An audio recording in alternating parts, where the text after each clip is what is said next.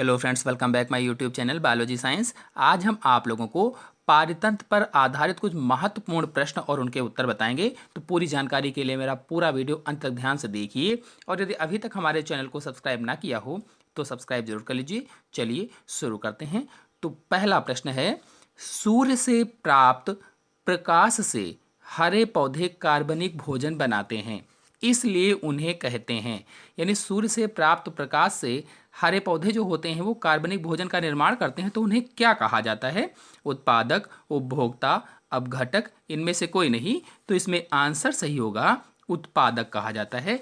क्योंकि जो हरे पौधे होते हैं ये सूर्य के प्रकाश से प्रकाश संश्लेषण क्रिया के द्वारा अपने भोजन का निर्माण कर लेते हैं, इसीलिए इन्हें प्रोड्यूसर या उत्पादक कहा जाता है। फिर अगला प्रश्न है, मनुष्य है सर्वाहारी, शाकाहारी, मांसाहारी, उपभोक्ता? मनुष्य क्या है? तो मनुष्य सर्वाहारी होता है, क्योंकि ये सब कुछ खा लेता है। तो ऐसे जीव जंतु जो सब कुछ खाते हैं सर्वाहारी कहलाते हैं। तो इसमें मनुष्य आता है, ऐसे ही चील भी होती है। फिर अगला प्रश्न है, जैव समुदाय एवं अजैव वातावरण के संबंध को कहते हैं। जैव समुदाय और अजैव वातावरण के संबंध को, यानी बायोटिक कंपोनेंट और एबायोटिक कंपोनेंट के संबंध को क्या कहा जाता है? तो मैंने पिछले वीडियो में बताया था, पारितंत्र कहते हैं। यानी पारितंत्र क्या होता है? जैव समुदाय और अजैव वातावरण का पारस्परिक संबंध ही पारितंत्र कहलाता है या इकोसिस्टम कहलाता है। फिर अगला प्रश्न है, पारितंत्र में होते हैं, पारितंत्र में क्या क्या होते हैं? तो पहले में उत्पादक शाकाहारी मांसाहारी, दूसरे में पौधे तथा जंतु, तीसरे में उत्पादक उपभोक्ता तथा अपघटक। तो यही सही होगा, क्योंकि पारितंत्र में उत्पादक हरे पौधे होते हैं, उपभोक्ता वे जीव जंतु जो हरे पौधों को खाते हैं, और अपघटक ऐसे सूक्ष्म जंतु होते हैं जो मृत और सड़े गले पदार्थों का अपघटन करते हैं, खत्म करते हैं, उनका समापन करते हैं। फिर अगला प्रश्न है, पारितंत्र में ऊर्जा का प्राथमिक स्रोत है। पारितंत्र में ऊर्जा का प्राथमिक स्रोत क्या है? तो पारितंत्र में ऊर्जा का प्राथमिक स्रोत सूर्य का प्रकाश होता है। अगला प्रश्न है, किसी पारितंत्र में उत्पादक हैं। किसी पारितंत्र में उत्पादक कौन होते हैं? सभी क्लोरोफिल युक्त पौधे, सभी क्लोरोफिल रहित पौधे, सभी जंतु, इनमें से कोई नहीं। तो पहला ऑप्शन सही होगा, सभी क्लोरोफिल युक्त पौधे। यानी जितने भी हरे पौधे होते हैं वही उत्पादक होते हैं या प्रोड्यूसर होते हैं। बाकी दूसरा जो ऑप्शन है, सभी क्लोरोफिल रहित पौधे, यानी वो हरे नहीं होंगे, और जब हरे नहीं होंगे तो प्रकाश संश्लेषण क्रिया के द्वारा भोजन का निर्माण नहीं कर पाएंगे, इसलिए वे उत्पादक नहीं होंगे। और जो तीसरा वाला ऑप्शन है, सभी जंतु, तो जंतु उत्पादक नहीं होते हैं, प्रोड्यूसर नहीं होते हैं, ये उपभोक्ता होते हैं या कंज्यूमर्स होते हैं। फिर अगला प्रश्न है, निम्नलिखित में कौन सा प्रथम श्रेणी का उपभोक्ता है? प्रथम श्रेणी का उपभोक्ता बताना है। तो वह उपभोक्ता या वह जीव जंतु जो पेड़ पौधों को खाते हैं प्रथम श्रेणी के उपभोक्ता कहलाते हैं। तो इसमें से कौन होगा? बकरी। ऑप्शन सही है तीसरा वाला, बकरी है प्रथम श्रेणी का उपभोक्ता। फिर अगला प्रश्न है, सूक्ष्म उपभोक्ता को कहते हैं। ऐसे उपभोक्ता जो बिल्कुल सूक्ष्म होते हैं, आंखों से नहीं दिखते हैं, तो अपघटक कहलाते हैं। सूक्ष्म जंतु अपघटक होते हैं जो मृत एवं सड़े गले पदार्थों का अपघटन करते हैं, अपशिष्ट पदार्थों का अपघटन करते हैं, बेकार पदार्थों को खत्म करते हैं। फिर अगला प्रश्न है, निम्नलिखित में उत्पादक है। उत्पादक कौन है? गैंडा, जीवाणु, घास, गाय। तो मैंने बताया प्रोड्यूसर वही होते हैं जो प्रकाश संश्लेषण क्रिया के द्वारा भोजन का निर्माण कर लेते हैं। तो यहाँ पर घास है, घास होगी हरी, जो प्रकाश संश्लेषण क्रिया के द्वारा भोजन का निर्माण कर लेगी, इसलिए उत्पादक कहलाएगी। बाकी जितने हैं ये सब उपभोक्ता होते हैं या कंज्यूमर्स होते हैं। फिर अगला प्रश्न है, सूर्य की अल्ट्रावायलेट किरणों को पृथ्वी पर पहुँचने से रोकती है। अल्ट्रावायलेट जो रेज होती है, जो पराबैंगनी किरणें होती हैं, उनको पृथ्वी तक पहुंचने से कौन रोकता है? तो मैंने कल के वीडियो में ही बताया था, यानी जो वातावरण की संरचना समझाई थी उसमें बताया था कि ओजोन जो परत होती है, जो समताप मंडल में पाई जाती है, ये अल्ट्रावायलेट रेज को या अल्ट्रावायलेट किरणों को पृथ्वी तक पहुंचने से रोकती है। तो इसमें आंसर सही होगा दूसरा वाला। फिर अगला प्रश्न है, अल्ट्रावायलेट किरणों से वायुमंडल में बनती है carbon monoxide, methane, sulphur dioxide, ozone.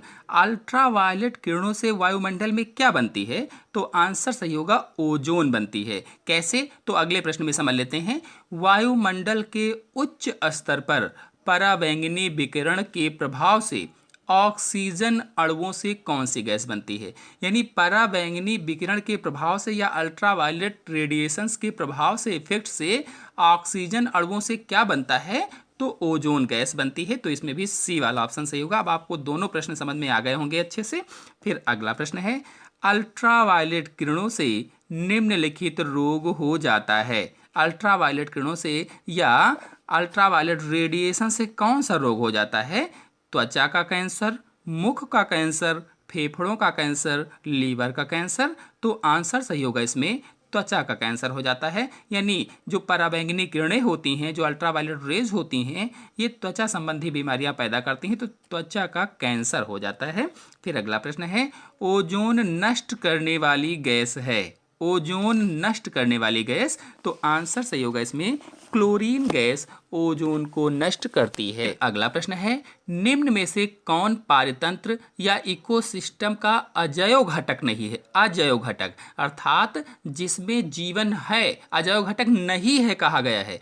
तो वायु, ताप, वर्षा, ये सभी अजैव घटक हैं। अजैव घटक वह घटक होते हैं जिनमें जीवन नहीं होता है, तो वो सभी अजैव घटक होते हैं। जबकि प्रश्न में कहा गया है कौन सा पारतंत्र अजैव घटक नहीं है, तो पौधे जो होते हैं ये जैविक घटक होते हैं, और जब जैविक घटक हैं इसीलिए ये अजैव घटक नहीं है। तो आंसर सही होगा इसमें डी वाला। फिर अगला प्रश्न है, किसी क्षेत्र के पौधों की कुल आबादी को क्या कहते हैं? कोई भी क्षेत्र है, उस क्षेत्र के पौधों की कुल आबादी को फ्लोरा कहा जाता है। फ्लोरा याद रखेंगे आप लोग। फिर अगला प्रश्न है, निम्नलिखित में से कौन आहार श्रृंखला का निर्माण करता है? आहार श्रृंखला का निर्माण कौन करता है? फूड चेन का निर्माण कौन करता है?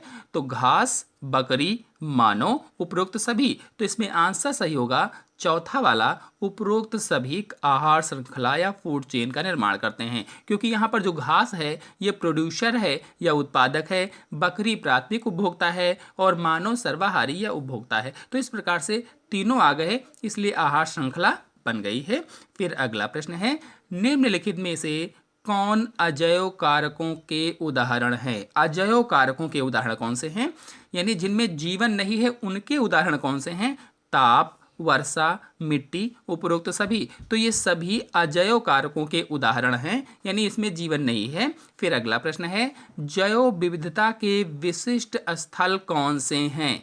वन, होटल, कोयले की खानें, पेट्रोलियम की कुएं। तो आंसर सही होगा वन या फॉरेस्ट। जो वन होते हैं ये जैव विविधता के विशिष्ट कारण होते हैं। फिर अगला प्रश्न है, निम्नलिखित में से कौन पारतंत्र का जैव घटक है? जैव घटक बताना है।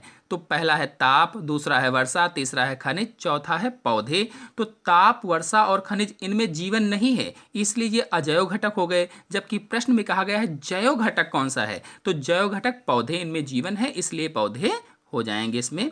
फिर अगला प्रश्न है, ताप, वर्षा, वायु, मृदा आदि कैसे कारक हैं? बिल्कुल उसी से रिलेटेड प्रश्न है, उसी को दूसरी तरह से घुमाकर पूछा गया है। तो ये सभी अजैव कारक होते हैं।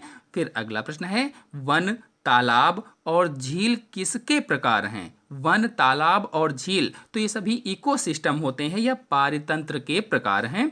फिर अगला प्रश्न है, जिनमें प्रकाश संश्लेषण की क्षमता होती है उन्हें कहते हैं, यानी जो प्रकाश संश्लेषण कर लेते हैं उन्हें क्या कहा जाता है? तो उत्पादक कहा जाता है। यानी ऐसे जीव जंतु जो प्रकाश संश्लेषण के द्वारा अपना भोजन बना लेते हैं उन्हें ही प्रोड्यूसर या उत्पादक कहते हैं। फिर अगला प्रश्न है, सभी जीव प्रत्यक्ष या परोक्ष रूप से किस पर निर्भर करते हैं?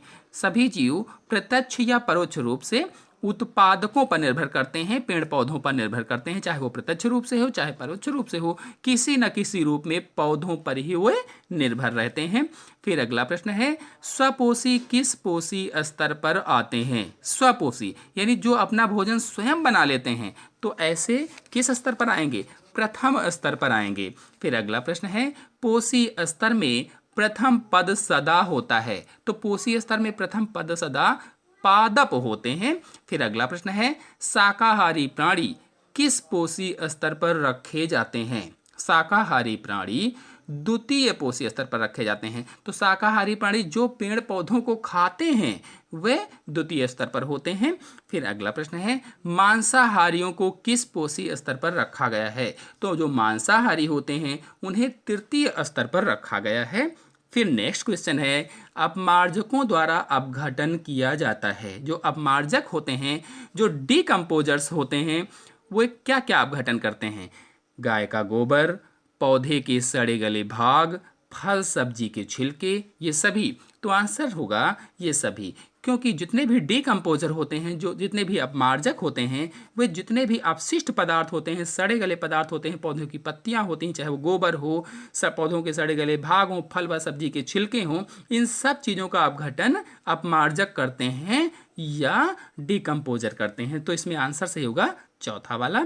अगला प्रश्न है, समताप मंडल में पाई जाती है, समताप मंडल में कौन सी गैस पाई जाती है? O2, N2, CO2, O3। तो समताप मंडल में O3 पाई जाती है, यानी ओजोन पाई जाती है। आशा है पारतंत्र पर आधारित सारे प्रश्न आपको अच्छी तरह से समझ में आए होंगे। तो आज के अंक में इतना ही। अगले अंक की जानकारी के लिए मेरे चैनल को सब्सक्राइब कर लीजिए और साथ में बेल आइकन को भी प्रेस कर लीजिए, ताकि अगला वीडियो जब भी मैं डालूं उसकी नोटिफिकेशन आपको सबसे पहले प्राप्त हो जाए। धन्यवाद।